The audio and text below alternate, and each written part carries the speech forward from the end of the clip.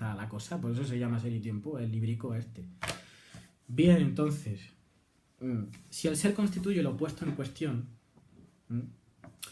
y si ser quiere decir ser del ente, tendremos que lo interrogado, en la pregunta por el ser, es el ente mismo. El ente será interrogado, por así decirlo. Estoy leyendo, ¿vale? Respecto de su ser. Para que el ente pueda presentar, empero, sin falsificación, los caracteres de su ser, deberá haberse hecho accesible previamente, tal como él es en sí mismo. La pregunta por el ser exige, en relación con lo interrogado en ella, que previamente se conquiste y asegure la forma correcta de acceso al ente. Ahí tiene que haber una forma correcta de acceso al ente al que se le interroga, o sea, al Dasein. Razón por la cual este libro lo que hace es desarrollar las estructuras existenciarias del Dasein. ¿Cuáles son esas estructuras existenciarias? A la luz de esas estructuras existenciarias, uno ya está en disposición de poder preguntar acerca del sentido del ser.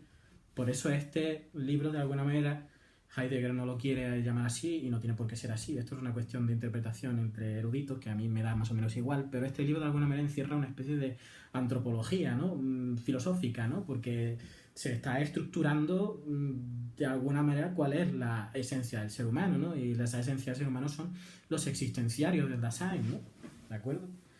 Entonces, a partir de esos existenciarios del Dasein, ¿no? A partir de ese acceso bien articulado de lo que supone que somos, a partir de ahí se puede estar ya en condiciones de realizar la pregunta acerca del ser. ¿Vale? Dice aquí, pero llamamos ente a muchas cosas y en diversos sentidos. Ente es todo aquello de lo que hablamos, lo que mentamos, aquello con respecto a lo cual nos comportamos de esta o aquella manera. Como veis, ente es la totalidad de lo que quiero decir. El ente es todo, cualquier cosa es un ente, ¿de acuerdo? Un ente no es una cosa abstracta que va por ahí y tal, ¿no? Hay una película horrorosa que se llama American Psycho, ¿no? No solamente la película, sino también el libro, en la que él es un psicópata de estos de los años 90 mal de la cabeza y despersonalizado por completo, ¿no? Y la película y el libro, por cierto, también empiezan con él mirándose al espejo y diciéndose a sí mismo que no tiene personalidad, que no es nada en concreto, que no es más que un ente. Bueno, pues ser un ente es ser muchas cosas, es ser ya bastante, quiero decir. Es como si el ente fuera una cosa abstracta. El ente no es una cosa abstracta. El ente puede llegar a ser una cosa abstracta, pero también una cosa muy concreta. Entre otras cosas, nosotros somos un ente, ¿de acuerdo? Bien. Por ello llamamos ente a muchas cosas y en diversos sentidos. Ente es todo aquello de lo que hablamos, lo que mentamos, aquello con respecto a lo cual nos comportamos de esta o aquella manera. Ente es también lo que nosotros mismos somos y el modo como lo somos. Aquí está, el modo esencial en que nosotros somos es en el Dasein, ¿no? En la siguiente página, en la página 28, por primera vez, es en esta página mismo, por primera vez Heidegger utilizará en este sentido, el término Dasein. El ser se encuentra en el hecho de que algo es y en su ser así. O sea, el qué sea y el cómo sea, que son las dos preguntas fundamentales de la metafísica escolástica medieval. Veis que aquí Heidegger, por mucho que tire en contra de los medievales, inevitablemente tiene un soporte bastante grande, ¿no? Esto es el qué es, el rasgo del qué es, o sea, la pregunta por la esencia y por la existencia, ¿no? Que algo es su existencia y el ser así, el cómo es, ¿no? Su esencia, ¿no? ¿De acuerdo? El ser se encuentra en el hecho de que algo es y en su ser así, en la realidad, en el estar ahí, ¿no? Dice Vorhandenheit, ¿no? Ya hemos visto que es el de estar ahí, en este sentido no es zuhanden, sino es Vorhanden, estar ahí teorético, ¿no? Estar ahí en la presencia, ante los ojos, ¿no? En la consistencia, en la validez, en el existir, Dasein, aquí está, en el hay, en el haber, en el hecho de estar, en el haber. ¿En cuál ente se debe leer el sentido del ser? Fijaos que esto es lo que os he comentado antes. ¿Desde cuál ente deberá arrancar la pregunta del ser?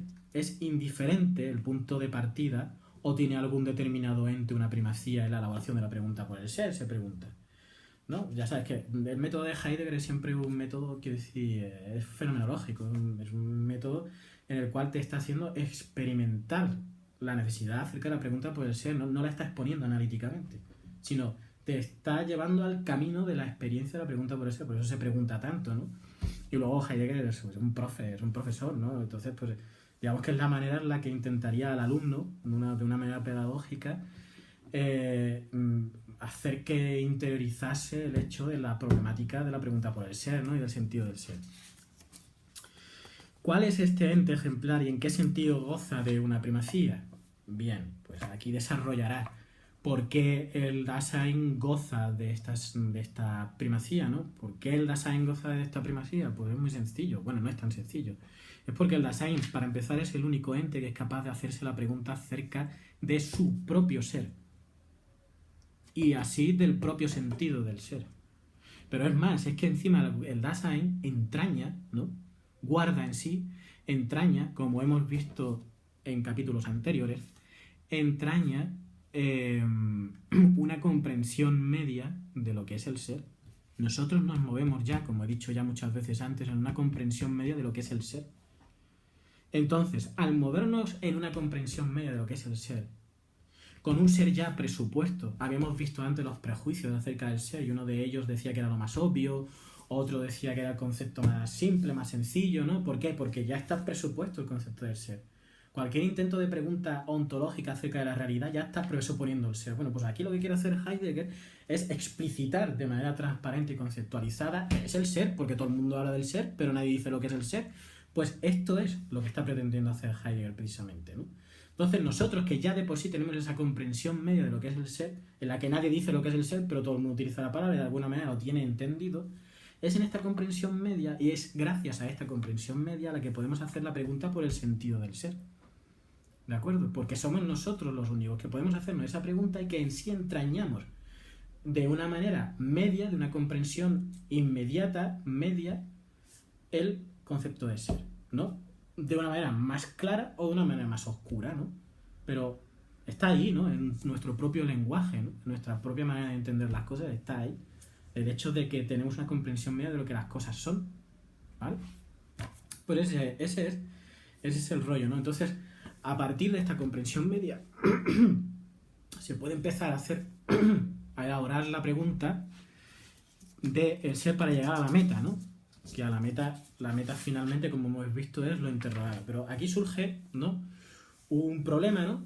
Surge un problema y además es un problema muy interesante porque así podemos ver cómo Heidegger realmente está respondiendo a la filosofía analítica del momento, ¿no? Que está empezando a cobrar fuerza, ¿no? Y al neopositivismo, bueno, al positivismo más bien, al positivismo y al neocantismo, ¿no? Y a todo ese intento de logificación de la filosofía, esa nueva escolástica, ¿no? Que se está dando en Alemania y en el mundo anglosajón, ¿no?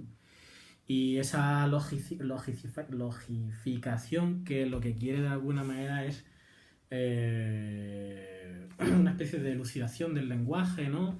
En el cual se busque un lenguaje perfecto, ¿no? Que dé cuenta de un lenguaje natural y todo este tipo de cosas, ¿no? De la filosofía analítica anglosajona y también del neopositivismo. Aquí Heidegger está radicalmente en contra de esto, ¿no? Y vemos como la pregunta fundamental, que es la pregunta acerca del sentido del ser, parte no de un análisis de un presupuesto, de un axioma, que es el ser, y a partir de ahí pues se hace un desarrollo deductivo, ¿no? Hasta llegar a unas conclusiones. No se está haciendo eso, porque si se hiciese eso, además, utilizando las armas de la lógica, estaríamos cayendo en una especie de petición de principio, ¿no? Estaríamos cayendo en un círculo vicioso, ¿no? En el cual estamos presuponiendo en la pregunta, estamos presuponiendo en aquello que estamos preguntando, o sea, el ser, ¿no? Y la meta de aquello, el sentido del ser, ¿no? No es que yo quiero saber el sentido del ser, yo quiero saber el sentido del ser, pero para saber el sentido del ser tengo que partir de una comprensión media del ser, tengo que partir del ser. Entonces ahí lo que nos estamos encontrando es un círculo, ¿no? Estamos en una presuposición, ¿no? La respuesta no puede contener lo que se está preguntando, es un círculo, ¿no? Pero Heidegger lo que nos está diciendo es que esto no es un círculo, porque como he dicho antes, esto no es un axioma, que es el ser, un principio, que es el ser, desde el cual se hace una deducción. No es eso lo que se está buscando, no es un axioma aquí el ser. El ser es una cuestión vivencial, una cuestión de comprensión media en la cual estamos ya, ¿no? Y en la cual, como he dicho antes, fijaos en este concepto es muy bueno, lo desarrolla aquí Rivera, ¿no? Es el concepto del entrañar. Nosotros ya entrañamos en nosotros mismos el ser. Entonces, ese entrañamiento que está ahí, lo que pretende hacer esta pregunta es desentrañarlo, desvelarlo. Cuidado, aquí está. El concepto de aletheia. Concepto griego de aletheia. La verdad en sentido originario para Heidegger no es la verdad de la lógica, que además la verdad de la lógica no se compromete con la verdad real, ¿no? Ni siquiera es la verdad real entendida como verdad, como adecuación, ¿no? De lo pensado a la cosa misma, sino aquí es la verdad como aletheia, o sea, la verdad como desocultamiento, como traer, brindar a la luz aquello que está implícito en nosotros y está oculto, ¿no? ¿Qué es el ser, no? ¿Qué es el ser? De alguna manera, así también funciona un poco el psicoanálisis, ¿no? No el psicoanálisis, quiero decir, pero el objeto del psicoanálisis, al fin y al cabo, es, quiero decir, la mente humana y en concreto el inconsciente, ¿no? Pero sí, no es el ser, evidentemente, que es una pregunta más fundamental, pero sin embargo sí que funciona con este, digamos, con este método hermenéutico, fenomenológico, desde el cual se está exponiendo a la luz algo que está entrañado en nosotros, en el cual ya vivimos plenamente y del cual no somos conscientes, ¿no? Pues esto es lo que está diciendo Heidegger, ¿no? Voy a terminar leyendo para tenerlo un poco más claro, ¿no? Bien, dice: la presuposición del ser tiene más bien el carácter de una previa visualización del ser. O sea, lo que estamos es visualizando el ser de nuestra comprensión media, en virtud de la cual el ente dado se articula provisionalmente en su ser. ¿De acuerdo? O sea, el ente dado, del Dasein, se articula provisionalmente en el ser. ¿Por qué se articula provisionalmente? Porque es una visualización, ¿no? Es un esbozo que hacemos acerca del ser, pero es provisional, ¿no? Esta visualización del ser, que sirve de guía a la investigación, sirve de guía, brota de la comprensión media del ser en la que desde siempre nos movemos y que en definitiva pertenece a la constitución esencial del Dasein mismo. Es que lo que constituye esencialmente al Dasein, en concreto a nosotros los seres humanos, ya hemos dicho que Dasein no tiene por qué implicar exactamente ser humano, pero un ser humano como tal es un Dasein, pues la constitución esencial del Dasein es precisamente la pregunta acerca del ser y el hecho de estar ya previamente, ¿no?, en el ámbito del ser, ¿no? Semejante presuposición no tiene nada que ver con la postulación de un principio indemostrado, o sea, un axioma, desde el que se derivaría deductivamente una serie de proposiciones. Esto no es lógica, muchachos, lo que está diciendo. Carnap, que esto no es lógica. No son frases carentes de sentido. No, es que esto, que decir, está utilizando, está tratando de esbozar un lenguaje del que inevitablemente él está atrapado, ¿no?, que proviene de la metafísica para saltarse, ¿no?, los límites de la metafísica. Es que esto es una creación de conceptos, ¿no?, que es lo que dice Deleuze. La filosofía es una creación de conceptos. Y aquí lo estamos viendo. Él está proponiendo creación de conceptos para el ser, llevar al concepto el ser. A ver quién cojones hace eso, ¿no? Carnap. Bien, la nada nadea, ¿no? Las nichtes, ¿no? La nada nadea, eso no tiene sentido, ¿no? Bueno, pues ya veremos si tiene o no sentido eso. En el planteamiento de la pregunta por el sentido del ser no puede haber en modo alguno un círculo de pruebas, ya lo hemos visto, ¿no? Porque en la respuesta a esta pregunta no se trata de una fundamentación deductiva, sino de una puesta al descubierto, parece ya, del fundamento mediante su exhibición. Tú estás exhibiendo el fundamento en esa pregunta, ¿no? En la pregunta por el sentido del ser no hay un círculo de pruebas, sino una singular referencia retrospectiva o anticipativa. Retrospectiva anticipativa, que es esto en el alemán, ¿no? Lo vamos a ver en el alemán para que quede un poco más explícito, ¿no?, en nuestro idioma. Esto en alemán es